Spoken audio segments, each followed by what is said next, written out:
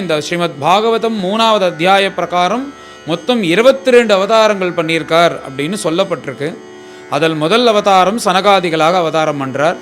2வது அவதாரம் வராக அவதாரம், 3வது நாரதருடைய அவதாரம், 4வது நரநாராயணர்களாக பிறக்கிறார், 5வது கபிலவாசுதேவனாக பிறக்கிறார், 6வது தத்தாத்திரேயராக பிறக்கிறார், 7வது யக்ஞனாக பிறக்கிறார், 8வது பிருச்சு மகாராஜாவாக பிறக்கிறார், 9வது ரிஷபதேவனாக பிறக்கிறார், 10வது நரசிம்மனாக அவதாரம் பண்ணுறார், 11வது கூர்மாவதாரம், 12வது தன்வந்தரி அவதாரம், 13வது மோகினி அவதாரம், 14 வாமன அவதாரம், 15 மத்ஸ்யாவதாரம், 16 பரசுராமாவதாரம், 17 ராமாவதாரம், 18 வியாசாவதாரம், 19 பலராமாவதாரம், 20 கிருஷ்ணாவதாரம், 21 புத்தாவதாரம், கடைசியாக 22 இனிமே வரக்கூடிய கல்கி அவதாரம்.